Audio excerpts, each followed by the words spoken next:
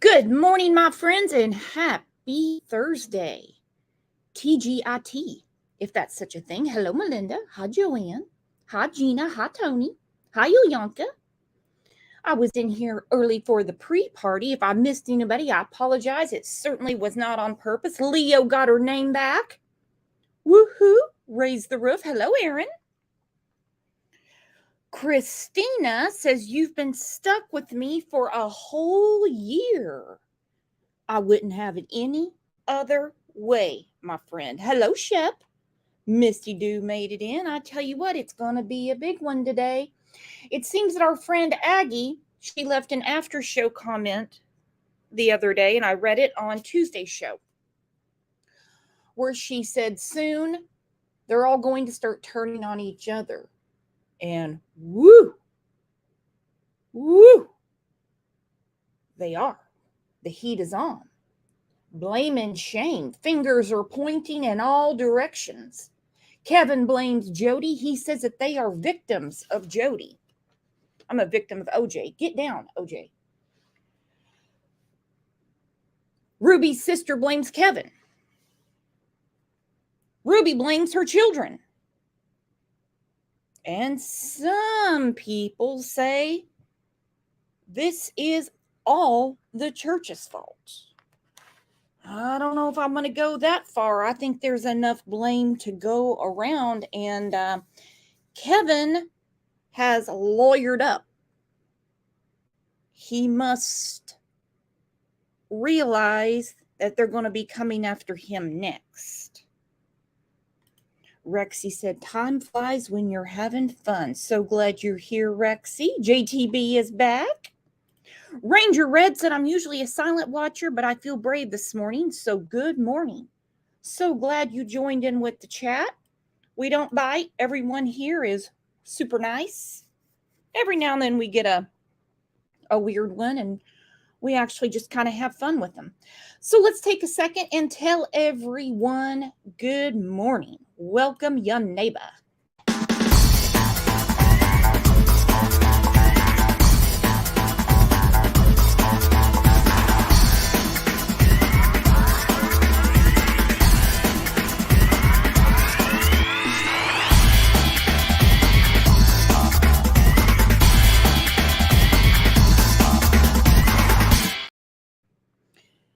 Disclaimer, Wendy says she bites. So if you come across Wendy in chat and you feel a pinch, Wendy might be biting. Okay, I cannot see the poll because I'm in StreamYard. So if anybody can keep me up to date on what's going on, because of course I want to know what you all think. I don't believe for a minute that Kevin is 100% innocent in this. I understand there's such a thing as parental alienation. I get it. Well, hello, UFC Frog. Long time no see. How you been, my friend? It kind of seems that the damage control right now is, well, Kevin covering his own ass and trying to cover for Ruby. Hello, Kiki. Good morning, my friend. Kevin is OJ whipped. Yes. Let's get to a few comments from the last show, and then we're going to get to the blame game.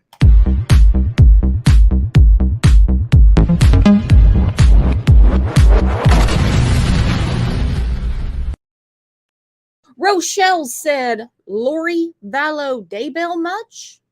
The church had to be aware of this going on. Several people say that. Several people think that. Axeman Gang, what a name. What a YouTube name. I need to know the story behind that name. Said another creator read what people said about the father's classes. He was abusive to his students.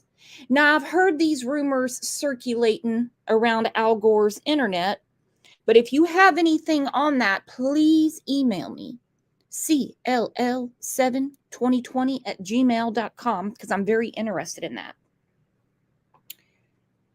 Axeman goes on to say, husband who should be sitting in jail too. He was in the videos that showed abuse and thought like her and agreed to what was happening. The kids will be as bad off with him as they were with Jody. Ooh, it's quite a statement. Quite a statement. Diana Howery says, a 3-year-old knows all about porn. Only in Jody's world. Only in Jody's world. Okay, before we get to the blame game, let's go through the 911 call again. I'm going to put the link up if anybody wants to come up and chat with me. Also, the members link is pinned. If anybody wants to become a member, we'd love to have you. 911, the address of your emergency. Tell me exactly what's happened. I just had a 12-year-old boy show up here at my front door asking for help. The caller then references problems at the neighbor's home before explaining the boy arrived looking emaciated with duct tape around his wrists and ankles. We know there's been problems at this neighbor's house. He's emaciated, he's got tape around his legs, he's hungry, and he's thirsty. Officials later determined the boy's mother is Ruby Franke, the YouTuber behind the 8 Passengers channel. Once boasting more than 2 million subscribers, the channel is now defunct after being terminated. My gosh, you guys, having kids is so much fun. Now, I need more clarification on this. And you guys will know because I can't get a straight answer on this. Was the channel terminated by YouTube or did Ruby shut it down? I heard that Ruby shut it down and it made no sense to a lot of people. Even if she didn't want to continue to use it, she could have left content up. So I would like to know. Either way, she's nuts. On her YouTube channel, Franke documented the lives of her 6 children and husband, Kevin, recording videos about everything from home renovations to back to school shopping. But Franke's strict mothering tactics came under fire long before her arrest. And my kids are literally starving. I hesitate to say this because it's going to sound like I'm like a mean barbarian, but I told the kids, I said, I'm not even going to let you eat breakfast until you get your chores done. In the past, Franke had addressed critics, saying she wouldn't stop mothering her way. Online who hate me, who would like to cancel me, who would like to see me either burn in hell, as I have told, or disappear off the face of the earth. And I'm not going anywhere. But it was Franke's own son who requested 911 be called. But you are going somewhere, Ruby. You're going to prison. See, right now you're in jail. Next stop is prison. He asked us to call the police. So he's very afraid. This kid has obviously been, I think he's been detained. He's obviously covered in wounds. We need the cops here as soon as possible. First responder radio communications captured the moments after this 911 call came into dispatch. I repeat that a 12-year-old male showed up with tape around his legs, thirsty, asking for help, said he was afraid, asking for police. Deborah, he gave the name of Russell Franke, unknown date of birth, or he did give us the date of birth, but I'm not showing any Russells in Stillman. I'll keep looking into that. The RP said he left through the porch of the neighbor's house. First responders can then be heard discussing the boy's wounds, saying he has sores all over his body. Does have duct tape around each ankle. He's not telling the RP why, and said that there's sores around his wrists and ankles. He's becoming, or correction, the RP is becoming emotional. Then, for the first time, Ruby Franke is mentioned by name. Sorry, the RP said that he left from a neighbor's Jody Hildebrand and Ivan's 54-year-old female. Not sure if they're related. When asking the RP's parents, they've always said his mom is Ruby Franke, unknown where she lives. First responders also mentioned Jody Hildebrand, whose home Franke's son escaped from. Frankie and Hildebrand have a past relationship, collaborating on parenting videos. Do you have an address for that, Jody? Tampa 8. Anytime you think I want fill in the blank, I don't care what it is, that is not love. Love is a gift that you offer because you have generated it inside yourself. And how do you generate love? Well, the only way to generate love is you use your agency to choose principles of truth. First responders then mention the boy's siblings who are still back at the home. He's also saying that there's 2 of his sisters are back at the home as well. Officials say when they arrived to the scene, investigators went to a nearby home, finding other children in similar conditions. In all, 4 children were eventually taken to the Department of Child and Family Services. 10-4, 3 minutes, medical's in front of me. And from what I'm understanding, their living situation has not changed. They are still with Department of Children and Family Services. They're not with Big Kev, okay? They're not with their father. That tells me a lot. My understanding is the children are all together, but they are not with their father or any family member. Maybe I'm reading a little too much into that. But wouldn't the most likely person for them to go to would be their father if he's done nothing wrong? Recordings capture officials arriving to the scene when they see the 12-year-old boy's condition firsthand. Hey, 314, the wounds on his leg are pretty good. 12X511, 314, medical's going to transport him. Said that his wounds are in need of immediate care. Next, there's some confusion as first responders ask for a Rose Frankie rather than Ruby Frankie. Confirming Rose Frankie. But officials quickly realize it's Ruby Frankie that they're looking for. Travis 7, I don't have any Rose Frankies coming back in Stillman or in Utah. I did find a Ruby Frankie, which I sent to 12X11, showing an address out of Springville. However, only involvement is a traffic offense a couple days ago. Additional first responders again comment on the boy's condition. 12X11, 314 as well. The child looks very emaciated. Officials then discuss the next steps, deciding the boy needs medical care. Or you want medical to hold off to transport to the hospital? We need to get some photographs first. 10-4, we're going to have him hold here. Yeah, if he's alert and breathing, just hang out and wait for us, please. According to a press release, the boy's condition was, quote, so severe that they were seen by the Santa Clara Ivans EMS and transported to a local hospital. Eventually, the conversation comes back to Frankie and Hildebrand over the radio. After doing a little digging, it looks like that 27 I sent you for Ruby Frankie is going to be the one that is associated with the Jody Hildebrand. They're both showing as therapists from Salt Lake and associated through social media as well. Control 12X11, does she have an address in Springville?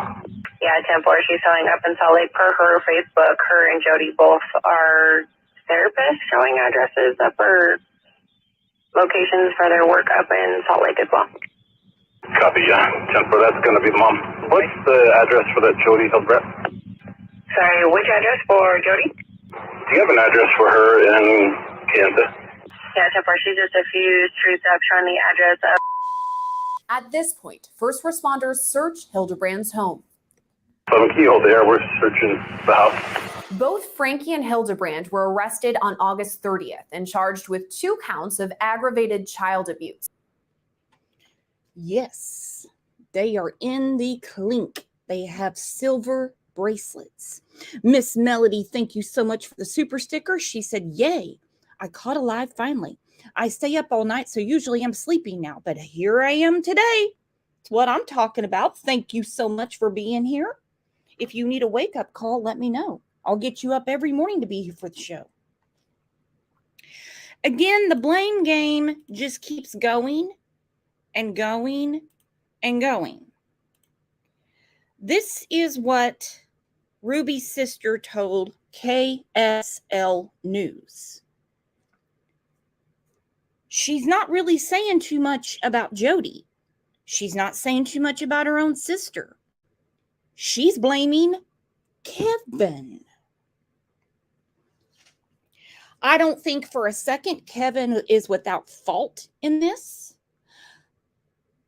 My understanding is he had no communication with his own children for almost a year.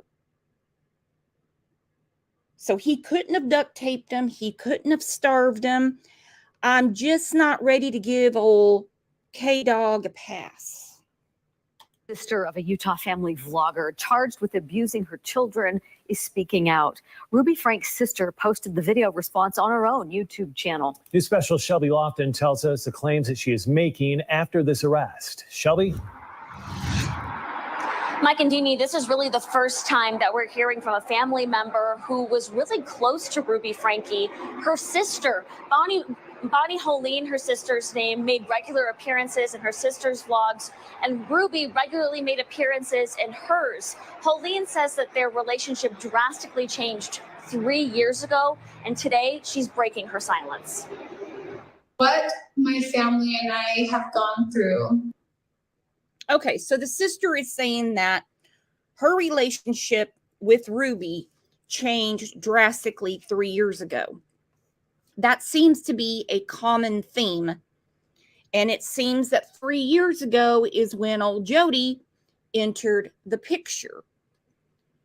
So,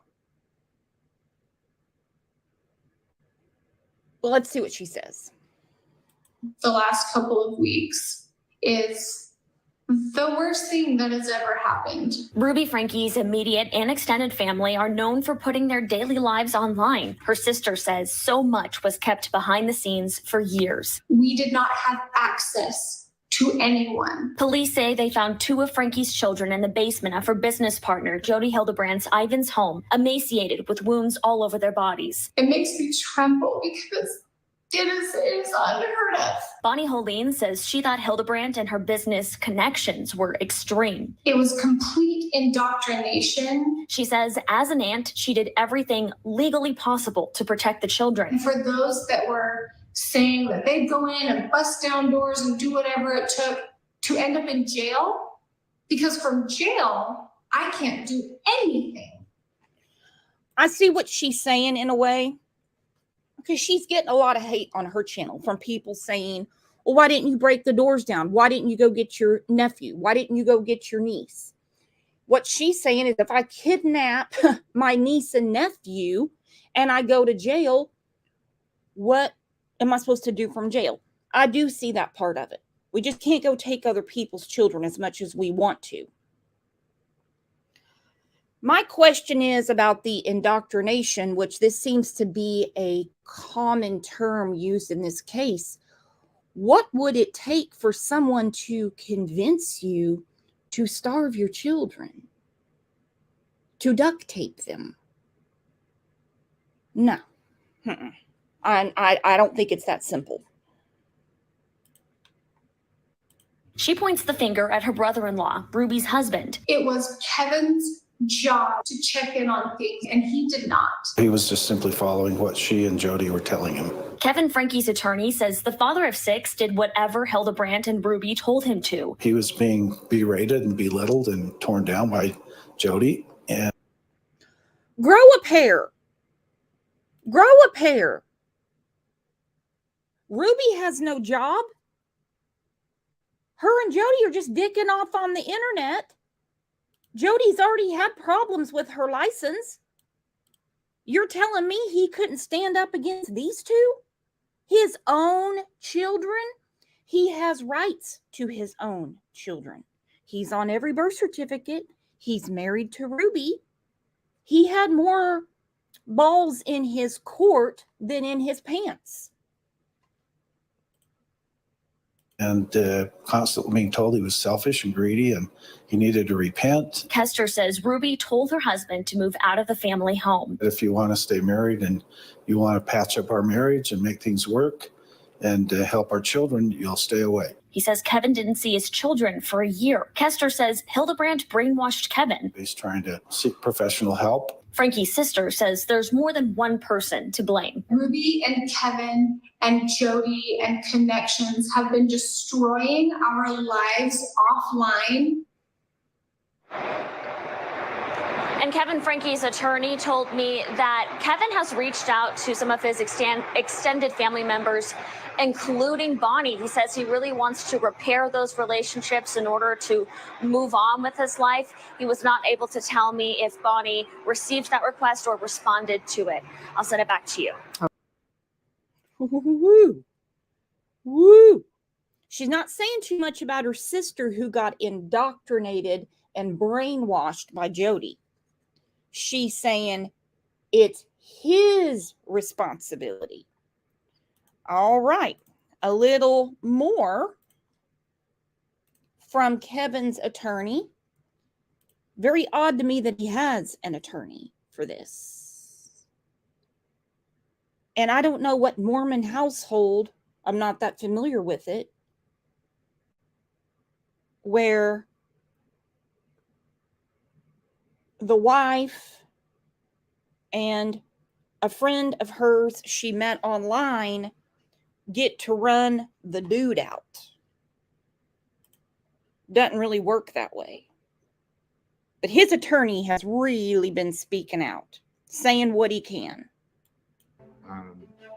That as my kids got older and older and older, you know, wherever you live, there's this community, this network of parents, and I found myself constantly in comparison with other parents. The attorney for Ruby Frankie's husband, Kevin, comes on to explain his client's current situation, whether he played any role in the alleged abuse of their children, and when he spoke to Ruby Frankie right before her arrest.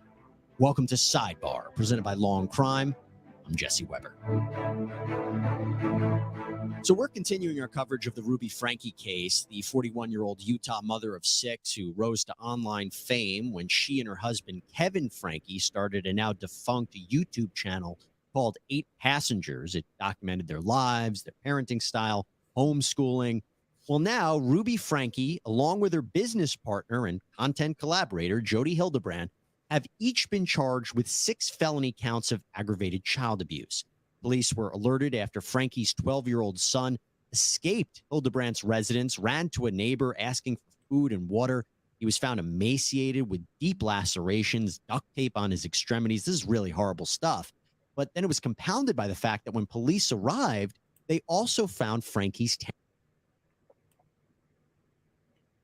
Maybe it's just me, but that house is real freaky looking to me. Real freaky looking. A lot of people talking. Well, joining me right now to unpack that is Kevin Frankie's attorney, Randy Kester. Randy, thanks so much for coming here on Sidebar. You're welcome. I think the best place to start is, how's your client doing right now?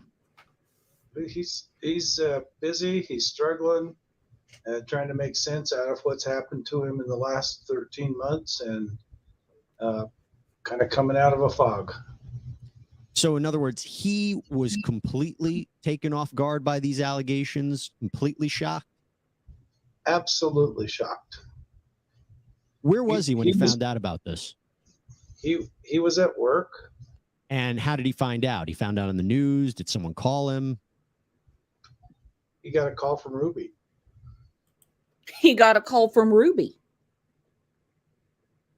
He's at work. He got a call from Ruby. Ruby's telling Kevin shit's about to go down. Kevin goes back to work. That would have been a good day to find your kids. Call me strange. That would have been a good day to get in the middle of Jody and Ruby and find out where your kids are. Ruby called him. He got a call from Ruby Frankie. Correct. You mean while she was, after she was arrested? Before. Can you elaborate on that? Sure. She had heard what was going on and knew they were coming for her and called him and said, "This is an emergency," even though she hadn't reached out to him for months and months and months before that. She reached out to him when it was an emergency, knowing she could rely on him to help his kids. So, in other words, you're saying she knew the police were coming to arrest her. Make it make sense. Make it make sense. Parental alienation is real. And I do believe that Ruby and Jody were keeping Kevin in the dark and feeding him shit. Okay? Just call him a mushroom. He kind of looks like one.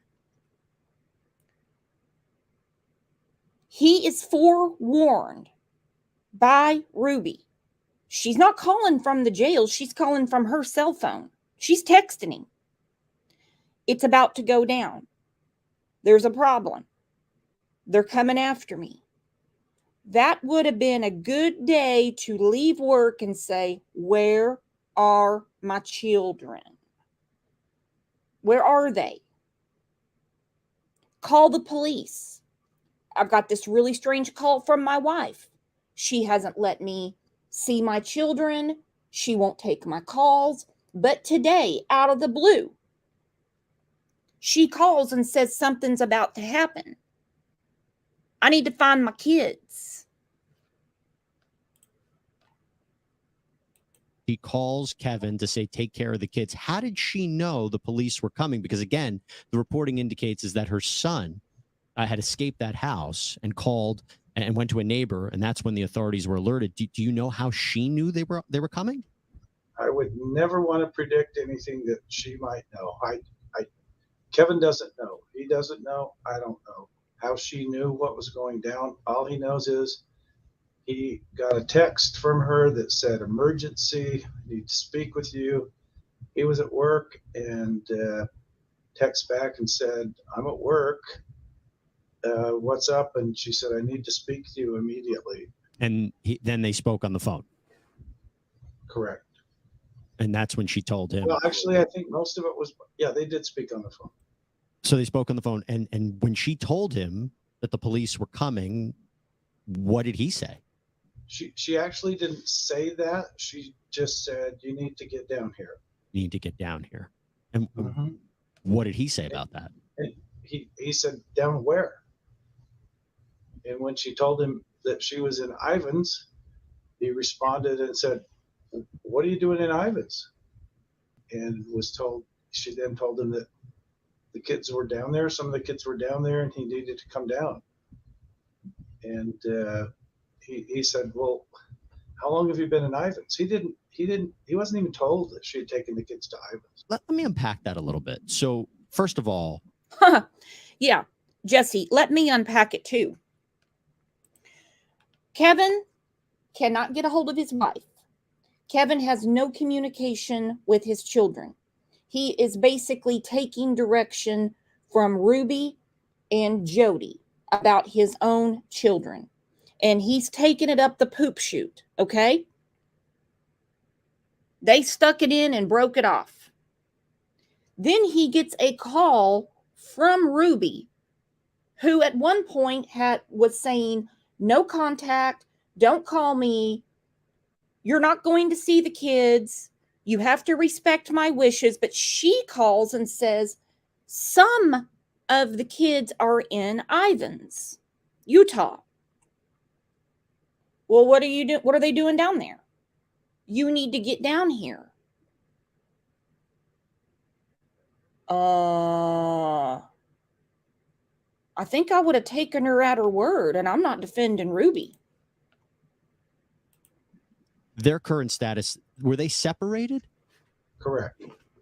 They were separated, I read, for 13 months. So they weren't living with each other. How much was he seeing the kids? Almost not at all. Actually, not at all. Why is that? Why is that? Because she told him it was better that they needed to work on their marriage and needed to keep their family together, but that everything was better off with him not in the home and not communicating with the children. If you can, why were they separated? What was the catalyst? Okay. So Ruby gives Kevin the highway and a turkey sandwich and says it's going to be better if you have no communication with the kids. That would have been a good time to get an attorney and say, yeah, that's just not going to work for me, Ruby. You see, if you want to play patty cake and you want to play woman sandwich with Jody, have at it. But I'm going to see my kids. I'm not just going to keep writing the checks. I'm going to see my kids. Just Me said, y'all need to know how Jody operates. Oh, I 100% agree. I need to know how Kevin operates. That's my question right now. I probably shouldn't go into that. That's pretty private. Mm-hmm. But let's just say they had a difference of opinion about their family. Parenting? I know you can't talk about it, but is it that kind of where we're going? Correct. Okay. So let me again. And their own personal dynamic. Okay. So he was living separate from her. Was he calling the kids? Because I think what a lot of people are looking at this and they're wondering, well, what did he know? So he might have been living separately from her for 13 months, but he wasn't calling the kids, checking in on the kids, seeing how they're doing. He's the father. I totally understand that. That was the big question on my mind and the big question on a lot of people. If you've read everything that's in the media, he's getting raked over the coals for that. He's getting raked over the coals. Yeah, because people have questions. They're like, what are you talking about? Night Owl, I agree with you 100%. Sounds like he didn't want to deal with her. Much easier just to not deal with crazy. I agree. But what people don't understand is that he was trying to preserve his marriage. He was taking direction from her. She's the one who asked him to leave the house and indicating that in order for him to be able to get back together with her and be a family, that she was requesting that he leave the home and that he not contact them or the children. Later told him that everything was blissful at home. It was so much better without him. Did he ever believe that the kids were in danger? Did he ever believe that Ruby might have been doing something to the kids? He had nothing to indicate that. So again, I know you're limited in what you can say, but just again, piecing that together, if Ruby Frankie told Kevin that, it's better off he's not part of the home, and, that he lived separately from them and not to have any contact. He just took that as, okay, that sounds like a good idea. Or did she prevent him in any way from seeing the kids? Did he want to see them and talk to them and she told him no? Emotionally, she was controlling him because she knew how much he valued their marriage and valued their family. And it was his desire to be able to get back with the family and preserve his marriage. So he was taking direction from her. And her direction was, it's so much better off. And I think we can salvage our marriage if you just, for now, don't have communication with the kids. And I will communicate with you. I'll reach out to you when we need to have communication. And even though they had a difference of opinion, possibly about parenting, that never gave him a concern to, hey, you know what, maybe I should check in. Because if it seemed like it was a big enough issue for them to separate, it didn't seem like an issue for him to check in on. Kevin never had any reason to believe that his children were being abused. If he had even one inkling that his kids were being abused and that this separation wasn't for any other purpose than to figure out a way between he and Ruby to reunite their family, he would have been down there in 2 seconds. Do they he just currently had no idea? He had no idea. He had no idea that this was going on. No, physical abuse had never been a part of their family. But a lot of the dynamics between he and his wife changed after Jody Hildebrand partnered up with Ruby. Let's talk about that for a second. Now, here we go. Physical abuse had never been a part of their child rearing. He said it, not me. But things drastically changed when she became involved with Jody. That would have been a good time to get your kids away from Ruby and Jody. He's going to have an issue. He's going to have an issue here. Because if they do decide to charge him with some sort of child, abandonment, child endangerment or something, even though the channel is down, there's clips coming out the ass where he was sitting right there. He was aware his son didn't have a bedroom for 7 months. He was aware that food was withheld from the children. He was aware he's part of the show. He was aware that she would consider dinner to be a perk and use it as punishment. First of all, before I get into Jody, do Kevin, your client, and Ruby, have they been talking at all while she's in jail? The last conversation they had was last Friday. And that's when, during that conversation is when he came to his senses about how he'd been manipulated and deceived. Are you saying he confronted her about these allegations? To some degree. I don't know the entire contents of the conversation, but his. Well, you need to go, buddy. You need to know. Prison phone calls are recorded. You want this to hit your local news? And can someone explain to me, how come this attorney is so red? Is this just his normal complexion? Does he have a sunburn? Is he blushing? He got a lot of blood in that face. This discussion with me was that during that conversation, things were said that made him realize how he'd been deceived and misled. And as I told you earlier, he didn't even know the kids were in Ivans. You had just said that he knew that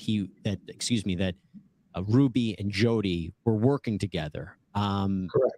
So how was he that shocked if he knew that, they were working together and maybe she had brought the kids with him? I mean, did he not think that perhaps Ruby had taken the kids to Jody's house? Typically, she would tell him something like that, but she didn't. She'd had the kids down there from about late May, I think maybe June, until this all came about. And she didn't tell him one thing about taking the kids to Ivans. What does he say about Jody Hildebrandt? That she's manipulated him in conjunction with Ruby, that she's been kind of the spearhead toward essentially destroying his life and destroying his family. Okay, I need help with this. I do. Is Jody a narcissist? Yep. Is Jody manipulative? Yep. Has Jody done nasty, nasty things over the years that are easy to find on Google? So at what point does he not readjust that sack between his legs and say, she's not going to be involved with my family? No. How did Jody and Ruby get connected? Does Kevin know? I don't know. Mm-hmm. I don't know. Is Kevin believing that perhaps it was Jody who was manipulating Ruby in this? Or because it also sounds like Kevin feels he was manipulated by Ruby. Is it just all the blame on Jody? I think it was a team effort, but with Jody being the spearhead and creating a situation that's just caused all of this destruction of his family. Why does he believe that Jody is manipulative? What makes him believe that? Probably shouldn't go into that, but we recently reviewed on another website an interview with Jody's niece, who described to the public exactly what she had done what Jody had done to the niece and her family, and we're hearing other information that she's done this to a number of families. And it wasn't until this all came to light that Kevin came to realize that his family had also been victimized by Jody. Have the authorities reached out to your client? Oh, certainly. He's interviewed with them. And they see him as a potential witness?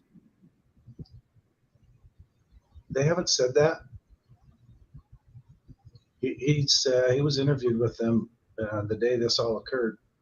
He drove to St. George to get his children, and they met him and interviewed him. I guess when people are looking at this and they know this is not an isolated incident, because you and I both know that the Frankies have been under a close eye for quite some time. There were people who suspected that the kids were being abused or were treated too harshly. So even putting aside the arrest of Ruby Franke, your client was receiving criticism for quite some time over the parenting techniques. What has his response been to that? There hasn't ever been an allegation that Kevin Franke has ever physically abused his children. And I think all these parenting complaints, those were investigated, and I think it's a subjective thing. Parenting, as everybody says, no one's ever written a perfect book on parenting. And so while there may be some criticism of their parenting as being too strict or too demanding, that's been looked into, and there were never any DCFS charges filed. There was never any criminal charges filed, and particularly, and I want to emphasize this, Kevin Franke has never been accused of physically abusing anyone, including his children, nor have there ever been any allegations that he was doing that. He doesn't condone that kind of thing. He's a good dad. He just simply does not condone physical violence or that kind of treatment of children or anyone. And he's right now in touch with all of the kids? That's all being sort of managed by the juvenile court. Do they want to see him? I can't tell you. I don't know. Mm-hmm. I know that he's had contact with his 2 older children, but as to the 4 younger ones, I even if I knew, I kind of made an agreement with the court that we wouldn't talk about the kids. What about the older children? What has been the conversations between them and Kevin? Well, they're kind of on their own, but they've had contact, but I'm not at liberty to disclose those conversations. I mentioned the criticism that the Frankies were facing. The YouTube channel that they had was shut down. Did Kevin ever explain to you why that happened? No, I have no understanding as to why that was taken down. I know after these incidents at Ivans, I believe that a lot of their material was taken down by the platform, but I haven't spoken to Kevin about that. I have no understanding as to what's going on with that right now. The money that they made off of the show, I think Ruby had claimed at one point they were making a significant amount of money. Has Kevin ever spoken to you about that, about how profitable that show was? Kevin was simply giving his earnings to Ruby that were going to support the family.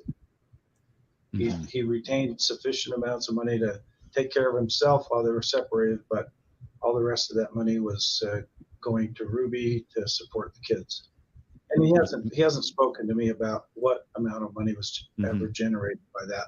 He actually, pardon the phrase, but he actually disconnected from any involvement with Connections a year and a half ago, and hasn't had anything to do with 8 passengers for even longer than that.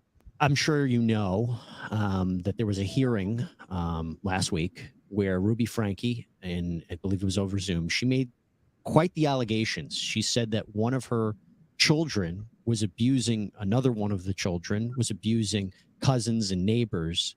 That is quite the claim. What is your client's take on that?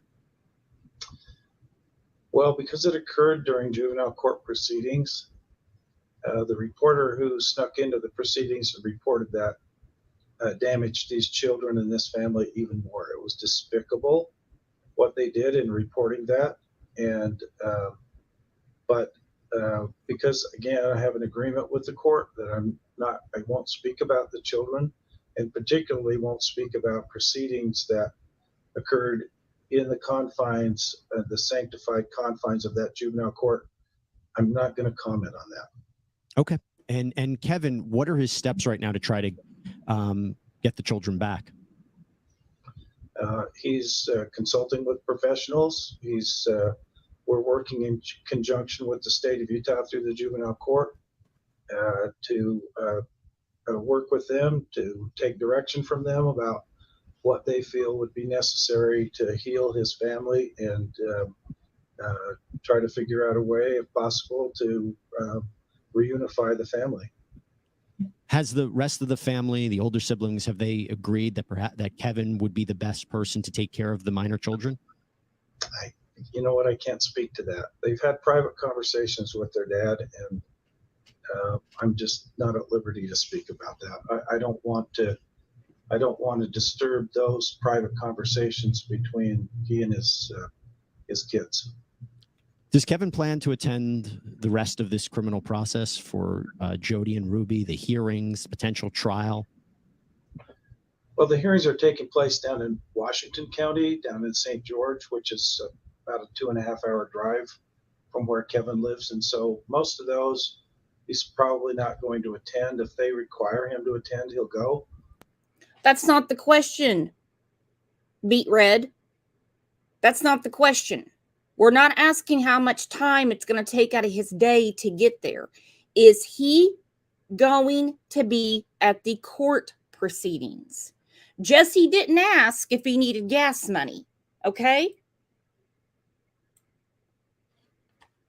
Next, Kevin will be on Daisy's channel wanting gas money to go to the court hearings. He's probably not going to attend. If they require him to attend, he'll go. But my guess is he probably isn't interested in attending those. Does he plan to cooperate, or is this a situation where he may decide to plead the fifth and protect his rights?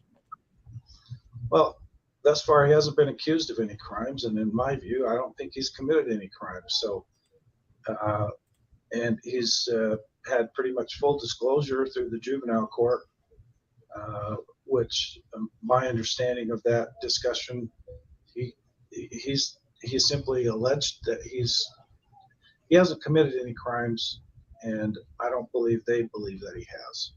The police haven't contacted me. No one's contacted me about him being charged with any crimes. But the system is what it is. We don't know what's upcoming, so we're having to be circumspect about what we say and what we reveal.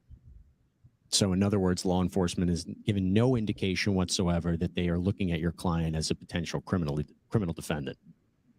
They've pretty much been silent, haven't said one way or the other. So for a lot of people who are looking at your client, making assumptions about what he may or may not have done, what is the message that you want out there? Just what I keep repeating, that if you get to know Kevin, he is an incredibly decent guy. He's been a great father. He's provided for this entire family, even during his absence. He's made sure that they had financial means to provide for whatever they needed. He's never been a violent person. He's never severely disciplined his children, and especially not in a physical way. And he's working hard to do what he can to restore his reputation after it's been destroyed and damaged, and he's getting raked over the coals by all of this, when in fact he himself was to some degree a victim of these psychological and mental manipulations that were perpetrated against him and his family by Jody.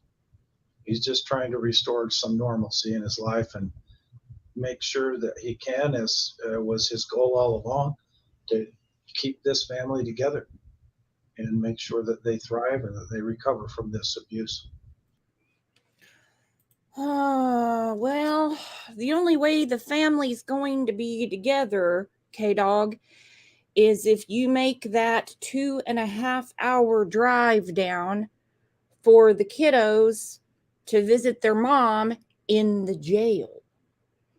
That ship has sailed, my friend. Because it's very telling that they didn't just arrest Jody, they arrested Ruby. It's also very telling that K-Dog has beat Red for an attorney and that the kids weren't automatically given to him. I see a coin pusher machine in his future. Did anyone ask how far away the court proceedings were? Now, something that I am very interested in, I mean, don't get me wrong, all of it's interesting. It's crazy. It's sick. It's horrific. Goodness. It's hard to believe, but even in Hollyweird, and mind you, it took decades to get it done, children have to be looked after a different way than, let's say, an adult on the set, okay? There are laws about exploiting the children. Their money has to go into a separate account. The system's abused every day, I know. But on YouTube, it's the Wild West. People video their kids taking baths and putting it on there. These allegations that have been made against Ruby's children by Ruby in juvenile court, I agree with old Johnny Depp's lawyer. They need to civilly sue her.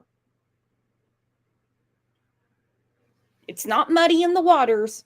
Get some civil lawsuits going. I really want the niece of Jody's to get on that bandwagon too.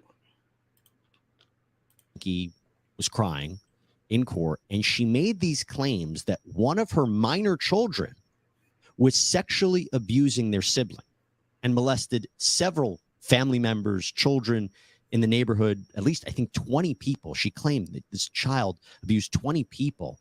She claimed that two of her children were playing some sort of padding game, didn't go into further detail, talked about how one of the children was watching pornography at a young age. It's so shocking. And I'm not sure what that means to her defense or what that means to her case for her to make this kind of claim. I think it's tremendously detrimental to her case. First of all, I mean, she should have, if any of this were true, she should have reported it at the time rather than waiting to be arrested and arraigned. So that's number one, because if that abuse was going on, that's on her and her husband, to the extent that the husband was there, which I understand he may not have been. So we shouldn't impugn him at all right now. But that all points the finger at her. And also the fact that she would make those allegations against her own children in a public forum. Now, I don't know whether she identified the child, but it wouldn't be hard to figure out since it's a finite universe of 6. I think it's terrible for her defense. I think it also shows, it doesn't shine a very good light on her character, that she would say these things in public, even if true. So the judge said that this child will then need to be placed in a home with no other children in light of these allegations. Again, this is based on the reporting of what happened in that hearing. I'm glad I have you because I wanted to ask you first about that. If this is totally false and this is just a wild, outlandish claim, could a minor child have a legal action against a parent like this? Yes, I think so. And I think the cause of action would be stayed until that child hits adulthood. So I don't think, not to be too technical about this, but I think the child does not have to move with the alacrity that anybody else, that an adult would have to move. I think there's a legal presumption that allows him to go to adulthood before the statute of limitations clock begins to run. But yes, I absolutely do think the child has a cause of action against the mother for defamation and for, could be, physical battery and all kinds of other civil versions of the criminal charges that have been filed. Yeah, before I even get to my next point, I guess in terms of the victims in this case, there's the criminal aspect. But even Johnny Depp himself could represent the kids in that case. She had no reason to say that except for to get her own ass out of hot water. And all it did was get her deeper in it. We always know that there's also a civil aspect. Do you anticipate that is something we should be on the lookout? Children suing Ruby Franke for this alleged abuse? Absolutely. And again, I think they have the luxury, although luxury may not be the right word, but they have the luxury of waiting. Mm-hmm. I mean, oftentimes, as you know, people wait until the criminal case has been fully adjudicated before filing a civil action, or they try to stay the statute of limitations. Here, they won't have that issue. But yeah, absolutely, I would anticipate a civil action by the children. But then you get into the issue of, you know, what type of recovery is possible and what kind of assets is Franke going to have at the end of the day. I know she's a YouTube celebrity, but I think the cost of her criminal defense is going to be such, I don't know what kind of assets she's going to have to satisfy a judgment. And remember, I said alleged because I'm very curious to see what can be proven. And this is one of the reasons I really wanted to talk to you, Ben, because I am bothered by something. I'm bothered by the fact that people for a while suspected that Franke was up to no good. There was a change.org petition set up where people signed to have Franke investigated for allegations of child abuse. They wanted Child Protective Services to get involved. There was criticism of her online. People were making comments about her. She responded to those comments. Police were called to the home last year after they received reports over the well-being of the kids. In fact, Shari Franke, Ruby's daughter, called police to alert them that the kids had been left home alone for, I think it was 5 days. It's happened back in September of 2022. So you have all these people saying these things about Ruby Franke and doing all these things in light of Ruby Franke. Here's the part I don't understand, I'm bothered by. If all of this was fake, if all of this was lies spread about her, why didn't Ruby Franke ever file a lawsuit for defamation against anybody, right? And I never saw that she did. Is that not revealing to you?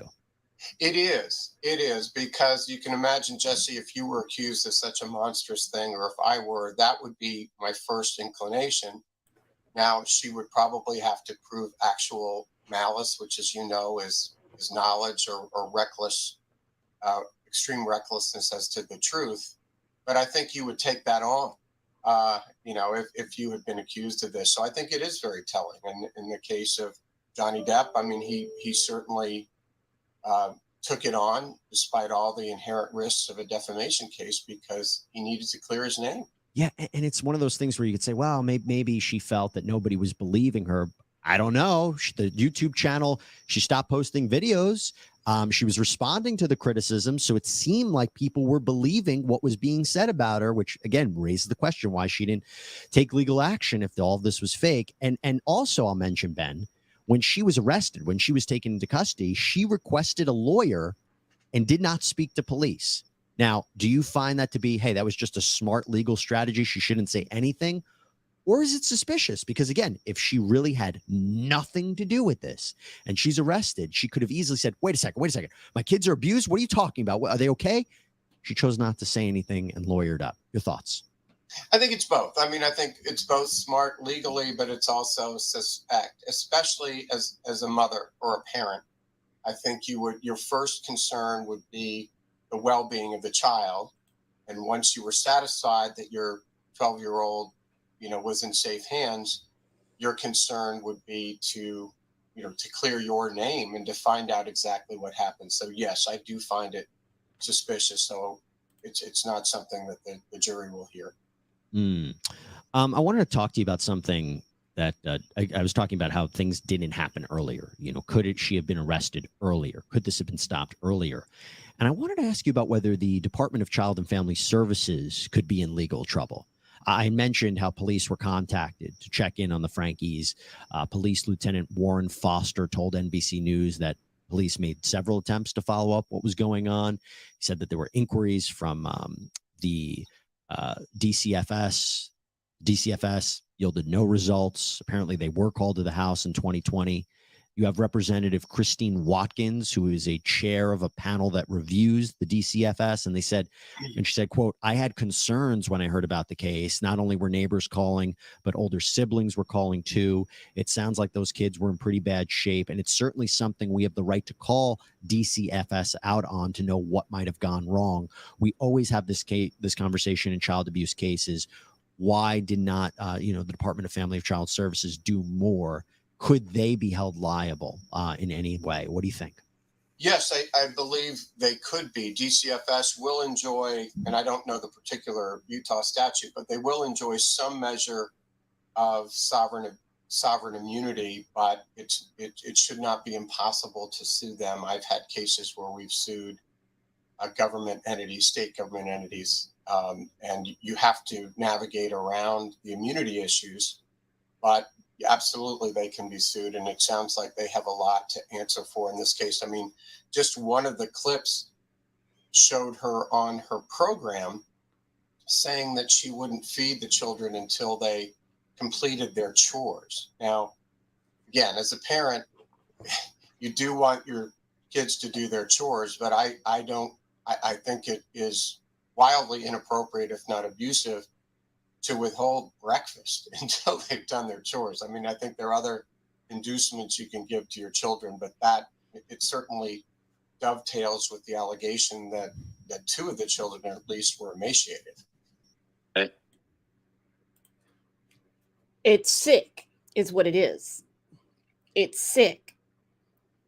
Good luck telling any of your kids you can't eat until you do this. They're eating from the minute they hit the floor. They're little, I mean, my kids, they eat all the time. Sometimes I wonder if they even taste their food. They eat so damn fast. That's what happens. And all of these clips are going to come back to bite her in the ass. Now, not to be Debbie Downer here, but it's almost impossible to sue CPS, police stations, stuff like that. But it does happen. They keep it way, way buried, though. Way buried. All right. Now we're on to Jody. Oh, this is so sick. Let me get my glasses.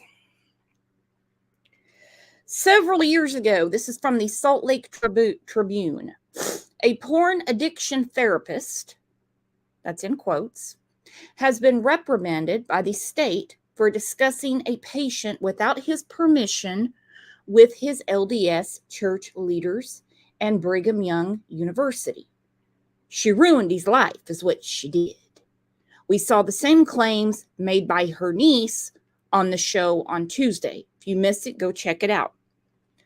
All of the claims made by Jody Nan Hildebrandt were false, the man asserts, but they led to his loss of privileges in the church and his ejection from BYU.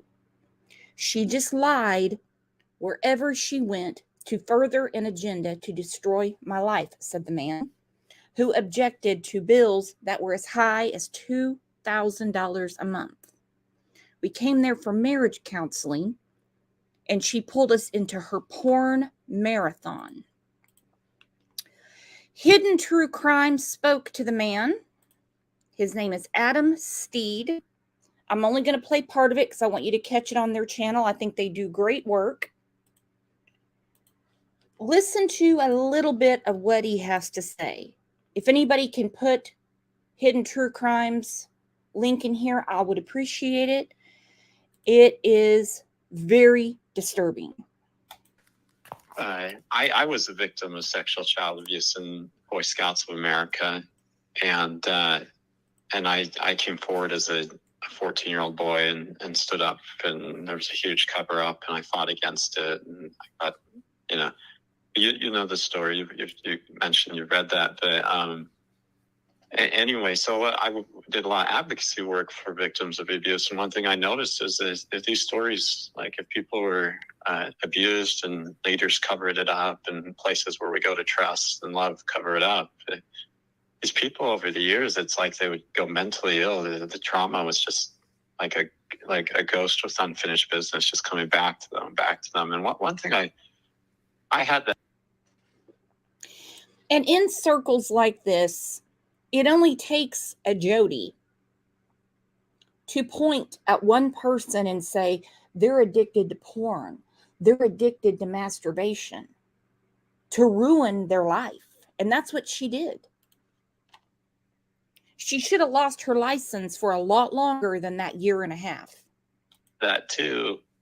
And then when finally a lot of the world news or the news started to tell the story and people started to, it won the Scripps Award. It was like a runner-up for a Pulitzer Prize. And I saw that, and just this craziness started to leave me. That is, where I tell my story and I just apologize for it all the time and feel so bad and so much shame. And it just all started to leave me. And I felt like I could live a normal life and not have to rethink this, because I had vindicated this, but the right things had happened. This person couldn't hurt more people the way they'd hurt me, and that these organizations couldn't cover it up the way they covered it up, And you get this situation with Jody, and I mean, she, in my experience, was far more dangerous than the pedophile that abused me. Far more damaging and far more destructive. Wow. And yeah, that's a lot, because this was a terrible thing that happened in the past. And I didn't, I mean, like, she was like a whole nother level. And the thing about it is she has, I don't know, I'm for sure there's hundreds of victims that were directly under her, but there's probably thousands of people that are their family members, and maybe she's got thousands of clients. I don't know, but she has this massive amount of people that are probably going through this craziness, not knowing what happened to them as they were abused. And I don't want to talk about it. I'm shaking, holding the phone, even mentioning it. It's not going to make my day better. It's not going to make me and my wife feel more peaceful and our baby and just be happy for the rest of the day talking about it. It's really traumatizing. But the thing that I bet it is traumatizing, especially with all of this coming back out. And he was telling these people, his wife was telling them, Jody was making all this stuff up. What could her agenda be? I mean, if she's a therapist, you're obviously not going to be a therapist for too long if you're losing the trust of the people that you're counseling. What was the game plan? Unless she's just that messed up in the damn head. I know that if we share the correct form of truth, that people will see who this person really is. And it's a hard thing to do with Jody. It's super difficult to do with her. And it'll make sense. But if we share that truth and people see how bad she really is and what she's really done, I hope to God that these victims of hers will start to feel less crazy and start to feel less shame and less problems. And to me, that I think part of it's power for Jody, but I think there is some sort of sick, twisted vibe in her. I think she gets off on this stuff.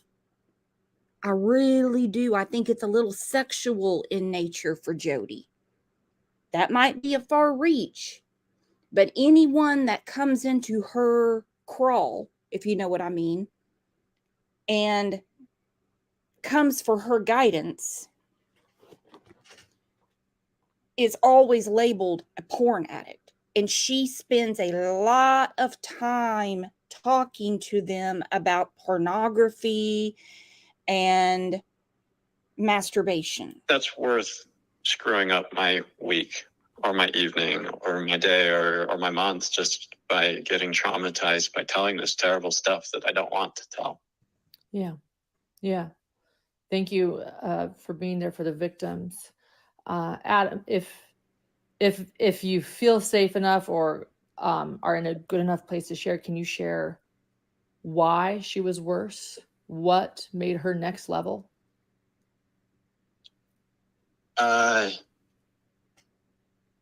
going to be pretty explicit and pretty intense. So if people don't want to listen to this, they shouldn't listen to this.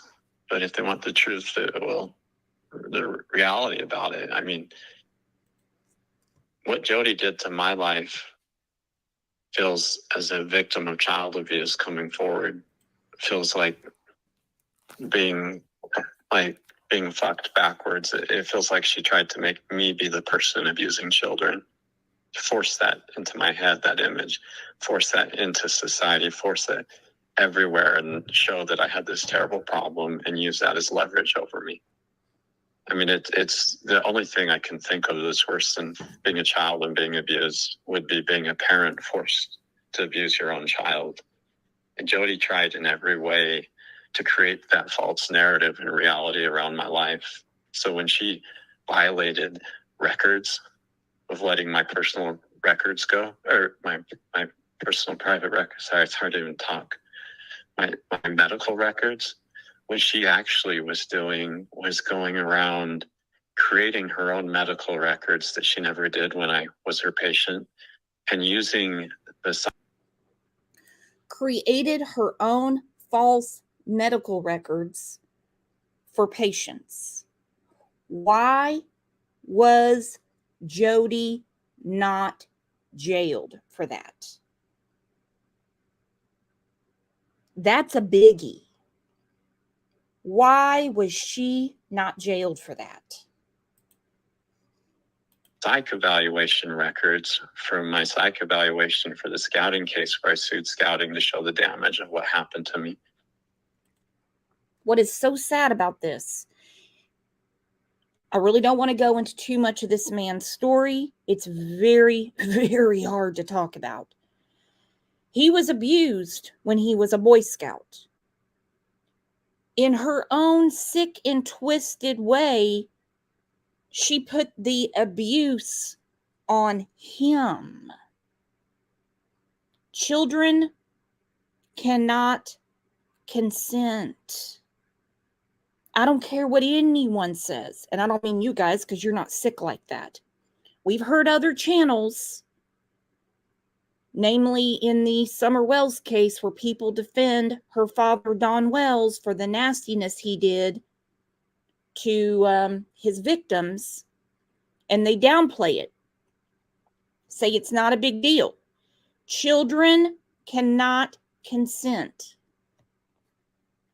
And there's this fear that you have where, as a kid in Idaho, they have all sorts of ignorance there, and they teach you that if you're abused, then you could become like that. I know that was a normal insecurity that a clinical psychologist would totally understand with the victim. And there was a part of it where I said that I was scared of what people would think, because there are people that come up in Mormon, Idaho, and they'd be like, "Hey, can you be around these kids? Are you okay?" It robbed my innocence. I was terrified of what that terrible pedophile did to me. The last thing in the world. It's like if you escaped from a Holocaust camp and somebody was like, "Oh, we're scared you're going to go start your own Holocaust camp." It was the last thing in the world. But these people in the little town, talking, it's so traumatizing. And they'd be like, "Well, are you safe around kids because this happened to you?" And I mean, I talked about that in my psych evaluation. I was scared of what would happen when people would look at me like that if I was just in normal settings. And so, Jodi took parts of that, like, "Oh, this guy, he can't be around kids. He's a victim and he doesn't know what safe boundaries are. See, he says he's scared of what would happen around kids." She didn't mention that I wasn't talking about what would happen between me and kids. I was talking about what would happen between parents looking at me like I was different because I was a victim of abuse. And that's what Jodi Hildebrandt, she ran around with these records that had a protective order on them because sensitive details with non-professionals could take something, a little detail change, and they could draw a completely different conclusion. There was a reason these records were protected. I would never talk about this publicly because I don't want anyone to mix these details up. But if we want to know the truth about how someone like Jodi can take subtle little differences and create majorly different outcomes to destroy people's lives, knowing what they're doing, exactly what they're doing.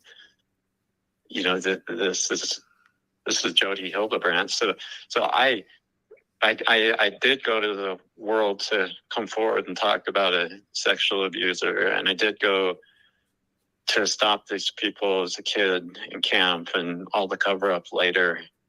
I always avoided talking about what Jodi Hildebrandt did to me because the world, I didn't feel would be ready for sensitive details because I had been abused so significantly from what this lady did to my life.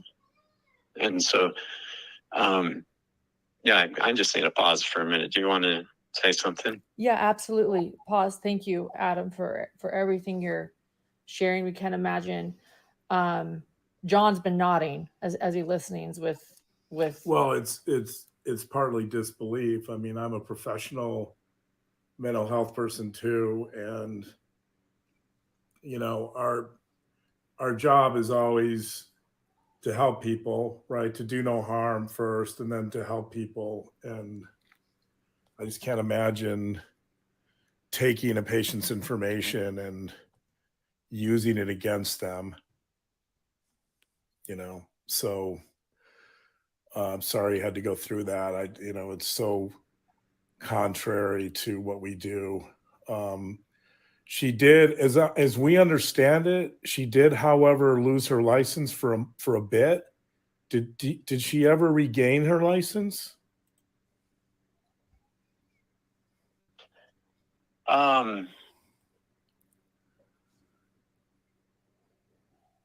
There's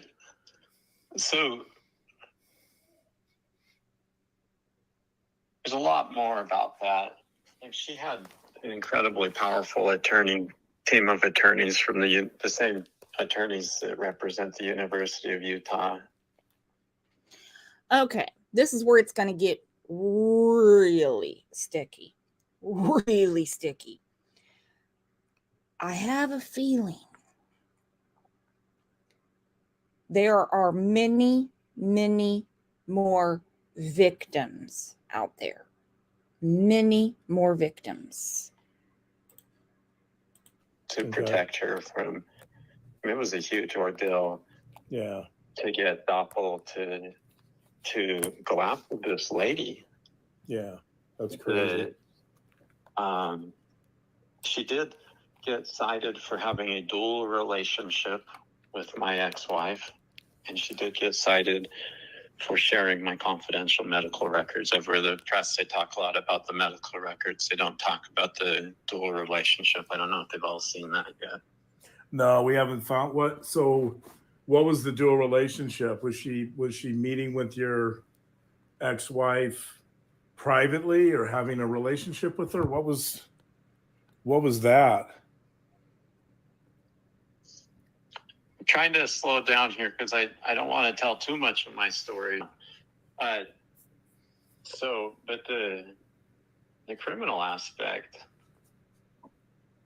of a dual relationship is interesting because on one hand, a dual relationship could be, maybe a psychiatrist liked their patient.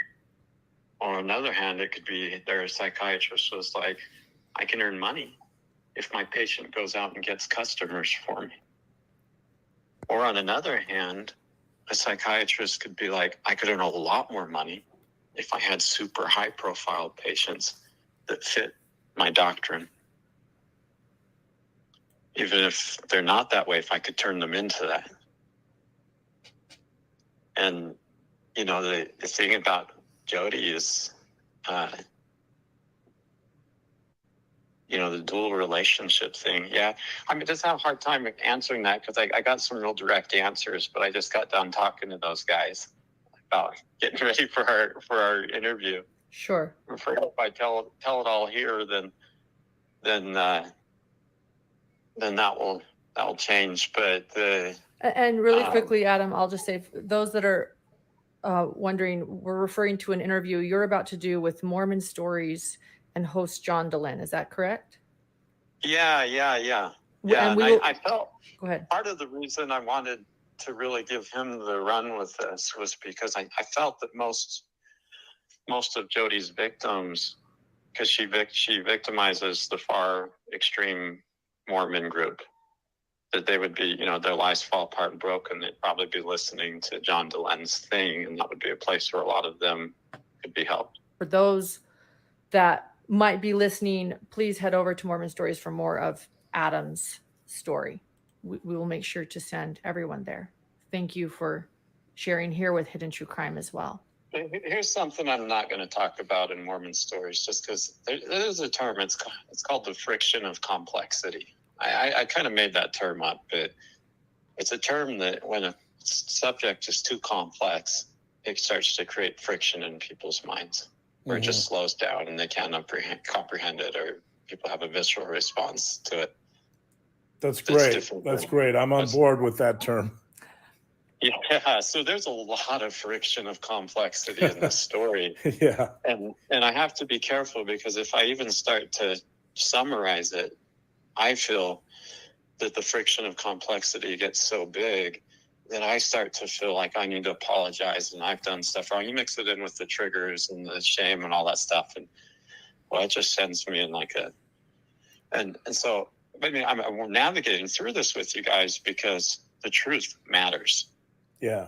And those people out there, their healing matters. I know a lot of people will like race to help children, but these people, 30, 40, 50, 60, 70 years old, whatever these people are out there that are victims of this stuff, their lives matter.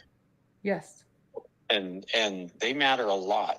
And they matter up there with how children's lives matter. They're super important. And Jody preyed on these people like nobody's business. Yes, she did. And if you want to catch the rest of it, go to Hidden True Crime. There's a, what's it called? Mormon Interview podcast. I'll put it here in a second. Hello, Just Cat, member for 21 months. Looks like we're going to have some special badges soon for people who have been members for 2 years. Whoop, whoop. And I tell you what, it just can't get any friggin' sicker. It just can't. And again, all of these clips that are still circulating are going to bite Ruby Doo in the ass. They're so fragile. They would Oh my gosh, these are sparkly. they crumbled so easily. How'd you make them? I learned. I added chemistry and girly stuff. He's been down there doing chemistry projects. Yeah. Do you? Are we still here? Just to suffer? Wondered what I was getting into when I told the kids, I'm not making breakfast every single morning. We're going to rotate. There's 8 people in our family and 7 days in the week. We totally have enough room to rotate through and everyone get a break 1 week. So this morning, Abby made breakfast and she really outdid herself. This is so good. This is so Michelle Duggar, okay? Baby voice Michelle. Well, tiny hands make the housework work. Get off your ass, Ruby, and put some Eggos in the toaster. Lazy ass. Is it your turn tomorrow to make breakfast? Yeah, but I have no clue what I'm doing. Ooh. I don't know how I made that about me. Good job, Mom. Success and being selfish. Sorry. Anyway, I was going to say, warms my heart that you are such a good sister to Russell and to Eve. They're going to grow up looking up to you and remembering how sweet their sister was and how you took care of them. I'm proud of you. Thank you for being so good to them. You act like that's a dumb thing for me to say. Because you have kids raising kids. Again, it reminds me of the Duggar family. It truly does. And call me lazy. It was just always easier for me when I was raising my children just for me to do it. Because, well, it was quite a nightmare to clean up a kitchen if they decided they were going to help out. Okay? Are you okay? Yeah. You think I'm weird? I I'm gonna use that after. My feelings have now been hurt. Do you feel just sick? Like, do you feel sick to your stomach? It's more in my head. Like a headache, or like you're just emotionally? Emotional. She really doesn't want to go. Are you stressed out? Sometimes I don't want to be Do you want to talk about it? Okay. Don't hold it against me. Go tell Julie to get dressed and run. Hurry. Do you want to come with me? I'll make it really fun for you. I have homework, Mom. Okay, you and I have a lot of fun. They ask you how you are, you just have to say that you're fine when you're not really fine, but you just can't get into it because they Have fun. Julie's like, okay, I'm just going to say it. Years from now, you're going to look back at this experience and you're going to realize how awkward you were. And I want you to know how cute you were.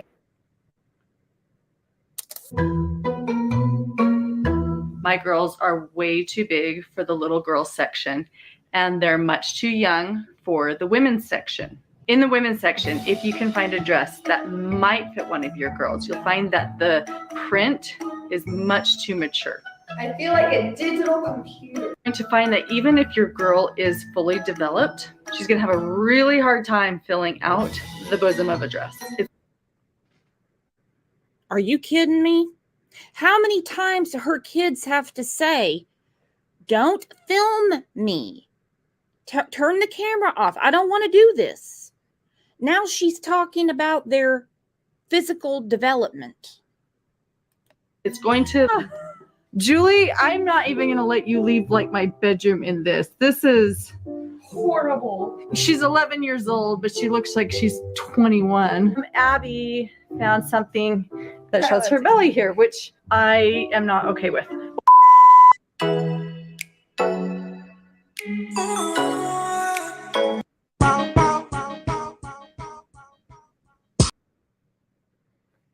Mm-hmm. Mm-hmm. Mm-hmm. Mm-hmm. Gaelic said lovely. That was put up for strangers to view. Nana said body shaming. Not saying, oh, my daughter is gorgeous. Look at that. She has to say, oh, she's not really filling out the bosom. And, you know, and then she has her in this like unicorn outfit. And she's obviously too old for that. Crazy. Crazy. Okay, and again, I hate to do it, but another family you might want to keep your eyes on, and that is the Chatwins. Yes, they are also Mormon. Yes, they also film every damn thing they do around the house. Yes, they are from Utah. I'm not picking on Utah. I'm not picking on Mormons, but I am picking on these people that exploit the hell out of their children. This one's going to make your face fall off. Keep your eyes on this family. Hey guys, it's me, the silent unicorn.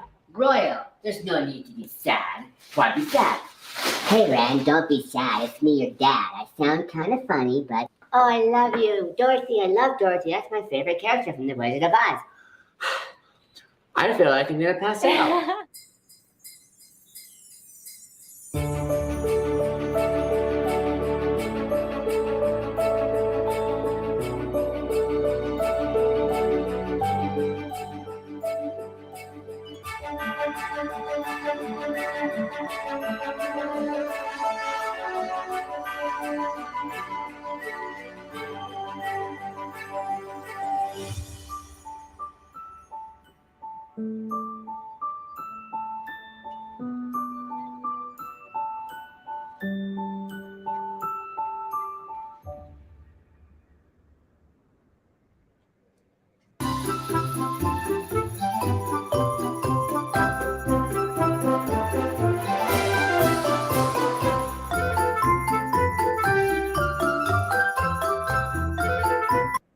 Magic. Jack. Look what Jack left for you. How did he do that? I see his heart. You can It see. says heart. Guys, what that means? My heart. Damon. That means heart. Heart, diamond, Good job. heart, diamond, heart, heart, diamond. Very good. You know your shapes. Our poor little Roro boy is sick. All of our babies are sick. They usually get sick at the same time. When your children are sick, take care of them. Don't film it and put it on YouTube. Thank God they're not dancing. That's all I can say. Not the kids, the parents. His eye. I know, this poor guy. He, Red. We don't know why. So sad. But this is his first fever. I know, buddy, what happened? Let's take his temperature again. You go grab it. I know. I know, you hate this. No, I he know. doesn't. He likes it. Actually, girls, He likes having his temperature taken. 101. Buddy. It's 101. Is that high? I mean, it's a fever. Buddy, the fever. Oh, my poor so guy. Sad. I hate when we have sick babies. You know. And then their noses are just, oh. The girls' fevers or temperatures were just 99. At least, hey, your spirits are still good. He's Your the spirits are sweetest. high. Yeah, it's so sad. The girls were 99 plus something. But Roro, No, you're just a sad, sick buddy. Roro, Oh, that poor little eye. I know, your eyes kind of I've been sad. giving them some It's like so puffy, I can't open it. pain and fever medicine. So Want to get some sad. meds? What do you want to do today? It's your day. You want to go eat some lunch? Yeah, are you hungry? Yeah. Royal, if you're hungry, go. Oh. Sick, but spirits are high. Let's go feed this boy. Yeah, you sick? Pia, you taking a sick day? Yes, Are you taking a sick day too? What happened to your face? Your beard is all smashed down. Good night. Gemma, come here. I have to tell you something. We're gonna cheer up Royal, okay? Okay. Do you know what we're gonna do? Do you know what we're gonna do? What are we gonna do? She has no idea. See this unicorn? I'm going to suck out. I'm just going to suck out the air, and then it makes me sound funny. Okay? Watch, Daddy. Watch him. Hey guys, it's me, the silent unicorn. Royal, there's no need to be sad. Why be sad? Hey Ren, don't be sad. It's me, your dad. I sound kind of funny, but you just need to just cheer up. It's just a red eye. It's just a 101 fever. Gemma, come here. Give me one hug.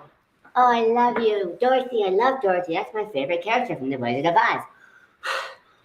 I feel like I'm going to pass out. That was Is funny. that funny, Ren? Royal, that cheer you up a little bit, buddy? He's like, you're I'm gonna do that again. You want to do it again? Problem is, He's like, we need to have another birthday party. Ren, what is in your mouth? Oh, look at our sick babies. It's so sad. Rennie just has like a runny nose. Reese has a very runny nose, kind of like Royal. She might have a, like Royal's the worst. Royal's pretty bad, but she might have a fever.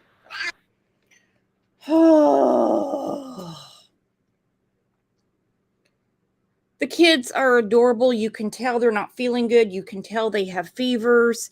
They want to sleep. They want, some children's Tylenol, whatever. Probably need to go to the doctor.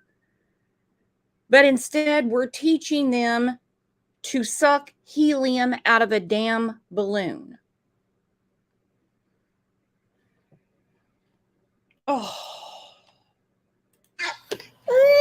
Oh, Reese, you're so cute. Look at those rosy cheeks. Look at that thing. Look at the cheek comparison. Reese, you're so rosy right now. Oh, I know. Sweetheart, here, get tissue. I know, you're so cute, Reese. Even though you're sick. And Ren, you're the least sick, but you're still semi-sick. Ren has a cough. But This sad boy. this sad boy. My sad boy. But he's still happy. Yeah, his eye is so sad. Royal's sick is easier than the girl's healthy. Whoa. Hey, are you okay? So, Roro's for Sick babies aren't fun. Ro, we're so sorry. Your eye. So he has a leaky tear duct. Is that what it is? That eye would scare the hell out of me. Yes, they're triplets. It would scare me. We wouldn't be filming anything. No way would my child be feeding himself to spread the infection. It looks painful. We'd be at the doctor. The doctor. Unseen said, looks like pink eye. Looks like pink eye to me, too. Hello, Brandy Neal. Her cheeks are red because of the fever. Exactly. But, you know, what do you do when your kids are sick? Get out the iPhone. Well, he's had a blocked tear duct before. Yeah. I don't know if that's what it This is. has happened before, but this might be a little worse. But we can't get to a doctor until Monday. It's Saturday night. Bro. You're so cute. We're so sorry. First time that they've all been sick at the same time. Ain't it fun? Definitely not. You're not sick, huh? Please don't take the island, honey. Are you sick? Sorry. Are you sick too? Mm-hmm. You are? No, you're not. You silly She girl. had a little cold, but she got better. Yeah, a little cold, but now you're all good. Gemma, who's out in your dress? It's all good. What? It's us. What? Is that Elsa? All done. You are? Uh-huh. Which drink are you gonna have? You have two drinks. I was asking which one you're gonna drink, but This one. you answered my question. Are you funny or punny? Funny. And I don't know about you guys, but in my household, when one child got sick, they all got sick. I would do everything I could to keep them away from each other because kids are always touching each other. But you see an eye like that, there's a problem. Brandy said, then put a warm compress and cuddling. They're like, oh, we can't see a doctor till Monday because it's Saturday. Urgent care, ER. He's got 101 fever, and he's got an eye that looks like Mike Tyson. Take him to the doctor. Like I said, I would keep my eye on this family. I really would. I do not understand the exploitation that goes on YouTube. I might be one of the odd ones. I think when a channel gets monetized, there needs to be a background check on people. Hell, there's people out there, nobody even knows who the hell they are. They could be sitting in a jail cell like Alex Murdaugh or Susan Smith on an iPad making money. Hell, you wouldn't know. You wouldn't know. It's sick. Sick. Maria said this is very bad. Wiz said the little girl right there seems to have pink eye too. Nicey said, I'm surprised no one called the CPS as well here. Well, I'm not going to do it because it could all be for the camera. I don't know. Brandy says, yep, got Bubba quarantined in his room today. Chicken soup, water, Gatorade. He did get his favorite lemonade. Yeah. Sunshine Cowgirl said, great idea, Brooks. Corey said, true. Every now and then I have a good idea. Every now and then. All right, guys, I'm going to let you get on with your day. I'm so glad that you guys were all here so we can continue going through this insanity. I'm glad Brandy was in chat. I talked to her a couple days ago because we have a show coming up. Just got to get our schedules synchronized, if you know what I mean. But gonna be back here tomorrow, same time, same place, 9 a.m. Seems that OJ's been behaving lately, so we're getting through shows successfully. We are. It's crazy. So again, tomorrow morning, I will see you back here at 9 a.m. Not 100% sure what the show's going to be about, but I know it's going to be with good friends, good company, and the best chat and best community on YouTube. You guys are the best.